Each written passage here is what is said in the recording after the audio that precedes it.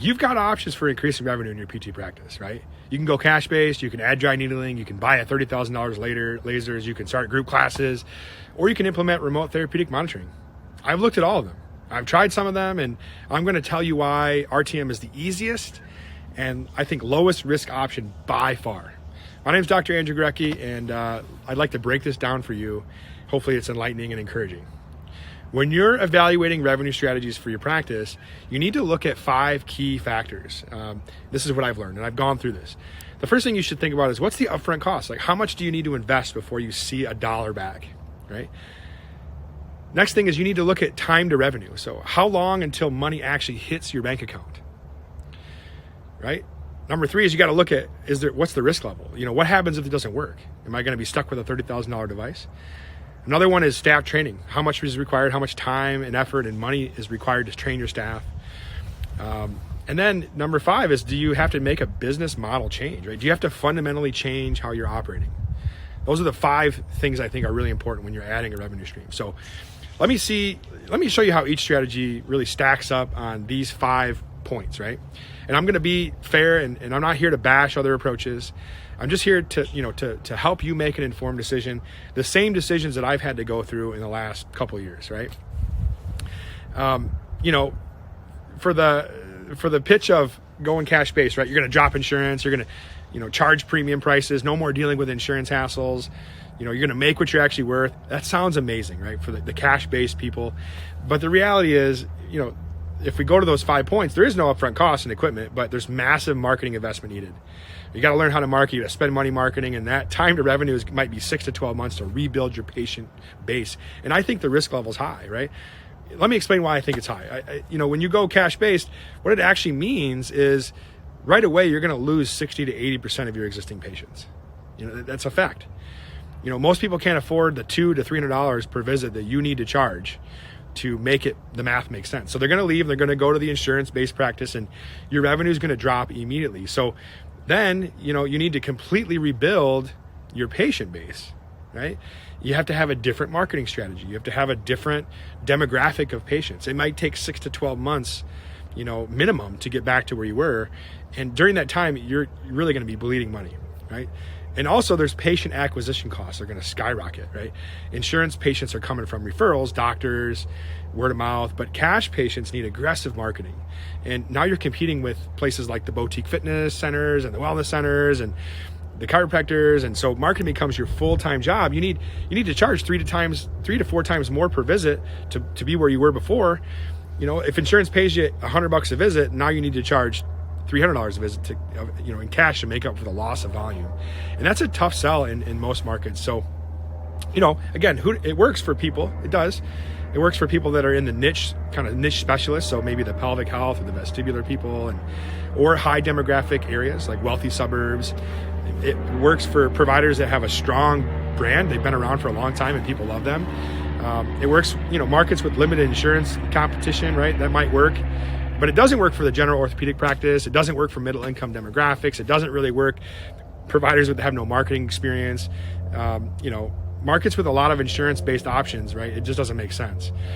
So the math, again, like if you're in an insurance-based practice, you got 100 patients at $90 a visit, that's $9,000 a week. 52 weeks a year, that's going to be almost $500,000. In a cash-based practice, you need to charge $250 a visit, just to get to where you were, right? So that revenue drops significantly, and you have to have a plan for that, especially if you have team members, you have providers that are in your company that you need to support, right? Can you survive on, $200,000 in revenue drop in the first 6 to 12 months? Most practices can. In my experience, I seriously considered going cash-based. I'm frustrated just like you are with insurance, and, I want to charge what I'm worth, and I want my team members, my providers to be paid what they're worth. But I ran the numbers, and, I'd need to charge $275 a visit.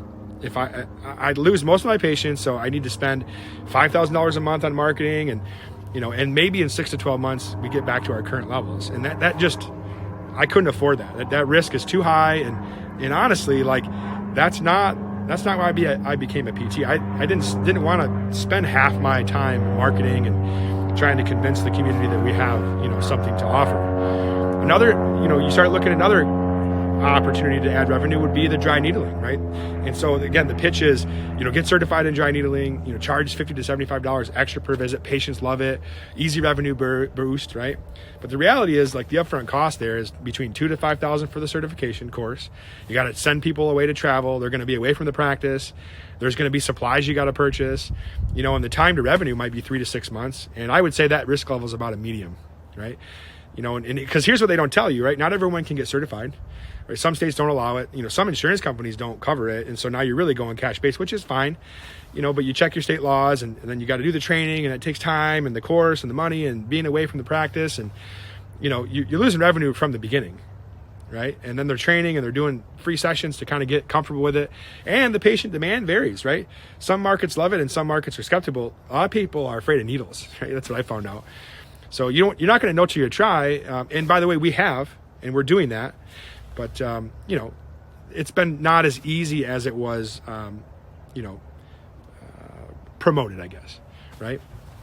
You got to make up the volume, right? You need to make volume make it make sense, right? So if I'm just adding more new patients, I have to have more revenue. I can't just add more patients that are coming in at the same, poor reimbursement from the insurance companies. And so we certainly do need to add, revenue streams, and dry needling is one option. Cash-based services is, again, we've talked about 2 of those. That's fine. But again, just trying to think through like the upfront costs and the time to revenue, the time to break even, and really what is it going to cost you upfront, right? So I think the question is, can you generate enough volume to make it worthwhile? And I think this works really well for people that are, already at maybe a high volume clinic. Maybe they're already really good at marketing. Maybe they have a market where dry needling is like super popular. You can go on Google and see if the keywords are hot in your area.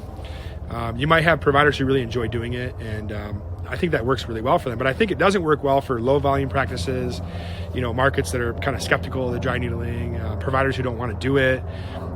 If you can't market well, that's probably not going to go well for you. So my take on the dry needling is, it can work, and I know it. I know practices that do it well, and we just started doing it. But it's not a slam dunk.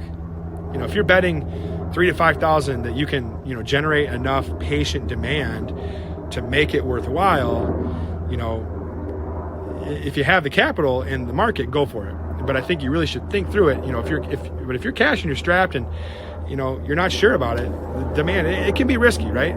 Medium risk.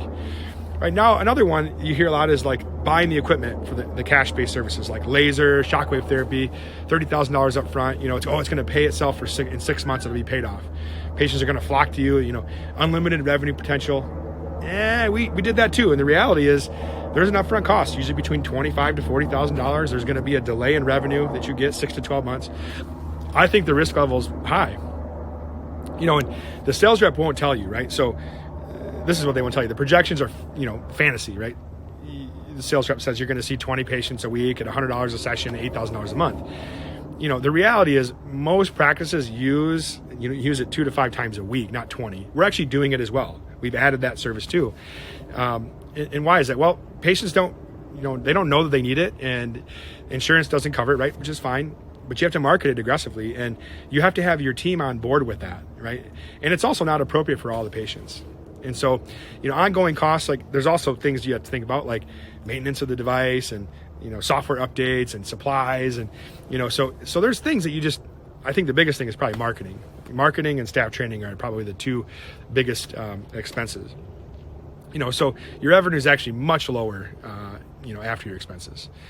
You're taking on debt, right? So most practices will finance the equipment. If it's $30,000, there's an 8%, charge on that. So you got to think about that too. And if it's not generating revenue, you're still paying. So I do think you should think about the opportunity cost there. So also, what could you do with the $30,000? What else could you do? You could hire a part-time therapist. You could invest in marketing, right? You could give your staff a raise to retain them. You could build an emergency fund for the next COVID, right? Literally anything else with that $30,000 and get some results right away.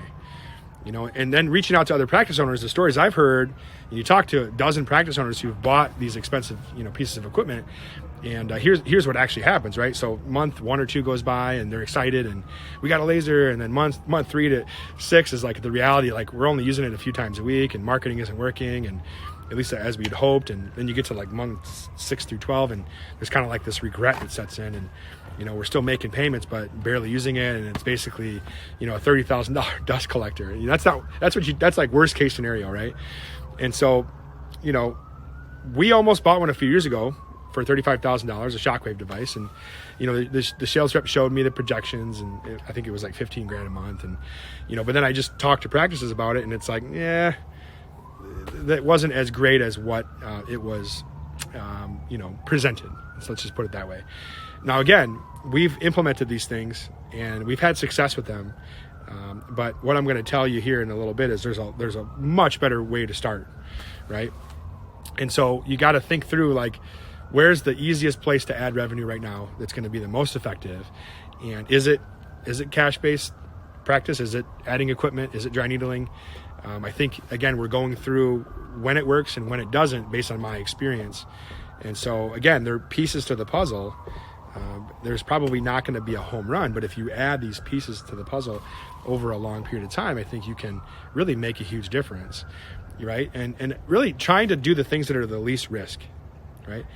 You got to start with the least risk, especially if you're in a challenging position. I've seen a lot of practices start group classes. We did that 2 years ago and tried it actually 3 times, and again, charging $20 to $30 a person and filling the room to 10 to 15 people, easy, right? The reality is, when people come to physical therapy, they think you'd think it'd be a good transition for them, but they think, wait a minute, I've been here a month or 6 weeks. I'm done with PT. I've graduated. I'm feeling good. They didn't come to you to do personal training, right? So that becomes challenging. The schedule complexity happens, right? How are we going to schedule them? Who's going to be on there? What are the time slots? You got to have people committed, right? All to the same time if you're going to do group stuff. Cancellations crush you. Are they paying for it? Are you charging them if they don't show up? A lot of marketing required there, and so we've been down that path as well. You got to have consistent marketing, and again, now you've got a lot of competition. Every gym and yoga studio in town is competing with you, and really got to have staff too. So you got to have someone who can run the class, someone who's into it and cares about it, and they're going to need to get paid as well. So I think with that, there's very limited revenue potential, even if you're successful. I just haven't seen it work. I've talked to a lot of practices about this, personal training, group classes. I would even just cross that off the list as a revenue generator if you're trying to make things work, right? It might work if you have extra space. If you're good at marketing, you got providers who are super into it, they enjoy teaching, you're looking for maybe some small supplemental revenue, maybe. But my take on it is, I'm not a huge fan. I just don't think it's a solution to our problem right now. It's low risk, but the upside's pretty limited. So, again, my take on that, at least. So I don't think it's gonna totally solve your problem, your financial issues for your big practice, right? So let me show you my favorite and what I would highly recommend is adding a remote therapeutic monitoring, RTM. And let me talk to you why it's different. So first of all, there's no upfront cost, zero, nothing, no equipment to buy, no courses to take, no inventory to stock. Everything's performance-based pricing, meaning you get paid. You only pay for the service when you get paid, right? And the time to revenue is about 2 months, which is amazing. Typically month 1 you're going to set up and train your staff. Month 2 you're going to start enrolling patients, and month 3 revenue is going to start coming in, and it's recurring every single month. It's the fastest time to revenue of any strategy we've discussed or that I've seen. The risk is super low. Why is the risk low? Well, because again, like I said, there's no upfront investment, there's no debt, there's no business model change. If it doesn't work, you just stop. You just stop doing it, right? You lose literally nothing. You can't lose in the RTM world. The staff training is very minimal. Like, your providers know how to create a home program, so give them maybe 30 minutes, show them how to enroll a patient in the software. If you use a vendor, with remote monitoring, your staff doesn't even have to make the monthly calls or do the monitoring themselves, right? So you literally can take nothing and putting more on your staff. They just do what they're doing, which is a home program. You can keep seeing the same patients the same way. You can keep billing the insurance the same way. You can keep operating exactly as you have been operating. You're just using a software to give patients a home program, and then you have monitoring of some of that, right? You're just adding a revenue stream on top of your existing practice. You don't have to disrupt things. There's no risk. There's no drama. And so RTM is really actually easier than all the things we've mentioned. because you're already doing the work. You're already creating the home exercise programs for your patients. You're already trying to get them to do their exercises, right? That's normal. That's been going on since we've ever been doing this, right? All RTM means is you're just putting those exercises in an app instead of a paper, right? You're not printing papers. You're having someone check in with the patients monthly on the phone or in person outside of patient care time. You're monitoring their engagement. You're trying to get them to engage more, and you're getting paid for it. That's it. Right? Patients already want this. They want you to motivate and encourage them and fix their problem. You're not selling them something new. You're just enhancing the way that you deliver it, right? They already need this, their home program. So when you say we're going to give you your exercises on your phone and check in with you monthly to help you succeed, right? Patients say that sounds amazing, right? We're looking at an 80% enrollment rate in my practice because it just makes sense to them, right? And also insurance pays for this. They're incentivizing you because they want you to do a better job with your home programs. You're not asking the patients to pay out of pocket. You're not hoping insurance will cover something new, right? Insurance is paying for this, and it's paying very generously. The codes exist. The reimbursement is established. Medicare pays. United, Blue Cross, Aetna, they all pay for remote therapeutic monitoring. It's a low risk as it gets. There's nothing else you can add in your practice right now that's lower risk. And if your staff is too busy, you can have someone else do the work, which is the monitoring and communicating with the patient and engaging with them, right? With cash-based, you do all the marketing. With dry needling, you do all the needling. With equipment, you do all the treatments. With group classes, you're teaching all the classes. With RTM, you can literally outsource the monitoring to a remote PTA or PT through our company, right? And so your staff literally is only spending 30 seconds enrolling a patient in the software and creating a home program. That's it. There's no documentation requirements. There's no copay to collect. Like literally someone else does all that for you if you want, and so I think that's a huge deal. If you compare that to the $40,000 a year, with dry needling, you're going to invest $5,000 up front, take 3 to 4 days of training. You have to do 800 needle sessions per year. Hope insurance covers it and hope patients want it, right?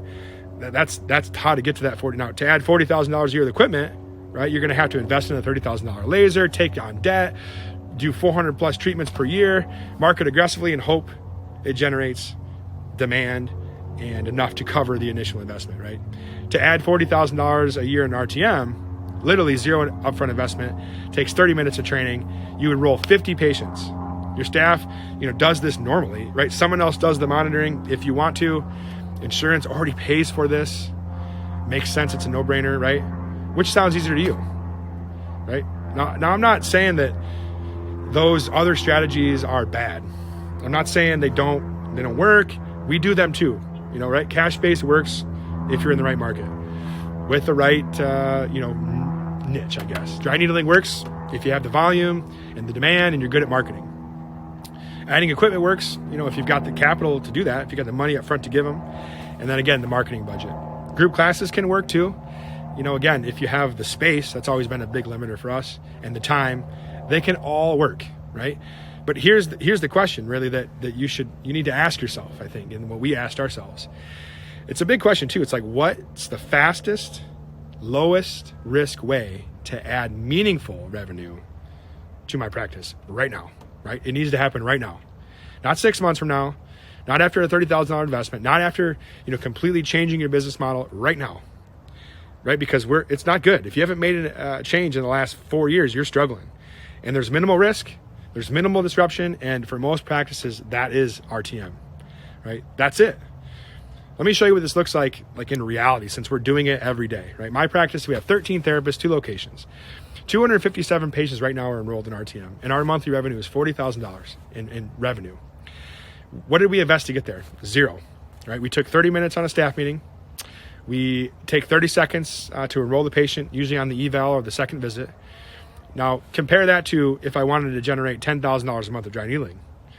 You need to do 200 needling sessions per month.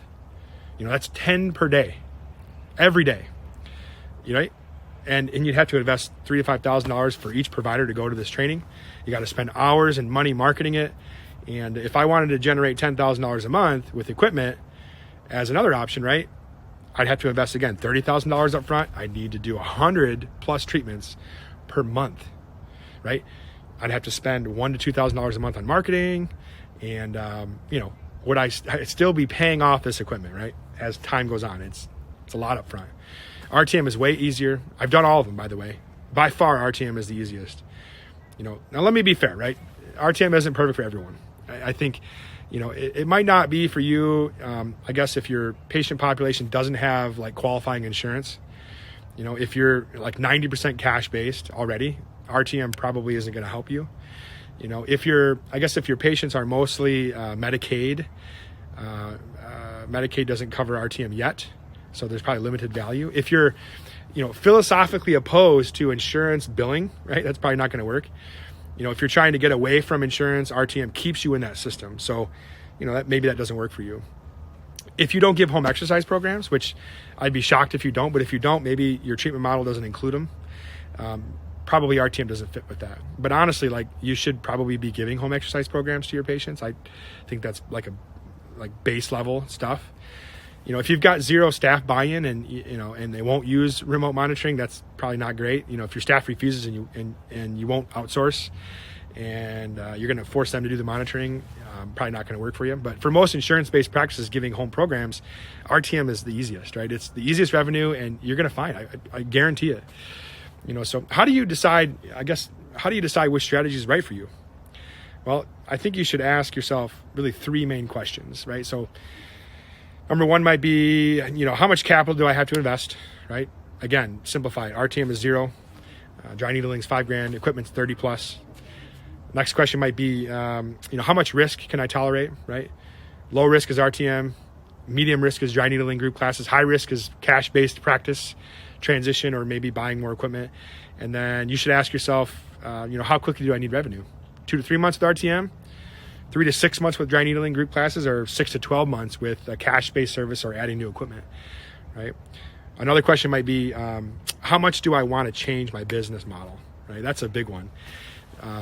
RTM's no change, right? Dry needling, maybe minor changes. Maybe same thing with equipment, group classes, right? A complete change is cash-based, right? There's a whole lot of that buzz online, but I'll tell you what, it's a lot harder than you think it's going to be. Another question you might want to ask yourself is, how much time do I have for implementation, right? RTM is going to be very minimal. A couple meetings. Dry needling's moderate, right? You're going to equipment, you got to send people out there. Cash-based is a huge moderate amount of time. And for most practices I talk to, the answer points to RTM, even if they don't know what RTM is, right? So I'm not here to tell you what to do, right? You know your practice better than I do, but if you're looking for the fastest, easiest, lowest risk way to add revenue, I'd highly encourage you to look seriously at RTM, right? And if you're still skeptical, I put together a free guide for you. Something I wish I would have had 3 years ago. And it's called the Physical Therapist Guide to Remote Therapeutic Monitoring. You can find it right in the link below this video. And it's really just there for me to help you with the things I went through. And it explains how RTM works. There's a revenue calculator for you to kind of get a sense of what you can generate. It's going to compare with other revenue strategies like we've talked about. There's an implementation checklist. It's literally everything you need to evaluate if this is a right for your practice. And there's no sales pitches. It's just information just to help you make an informed decision. And again, I hope that you can download that. It's free. I hope it helps you. And I hope that you enjoyed this video as much as I enjoyed making it. You have options, right? And that's good, but options can also be overwhelming. So my advice is start with the easiest, lowest risk option. And if that doesn't work, try something else, but don't give up. Don't get paralyzed by analysis paralysis, right? Don't let it stop you from taking action. Your practice needs new revenue. This is a fact. You got to pick something. You got to do it. For us, RTM was the answer. We've added those other things since then. So it might be for you. If not, that's okay. Appreciate you watching this video, and I'll see you next time.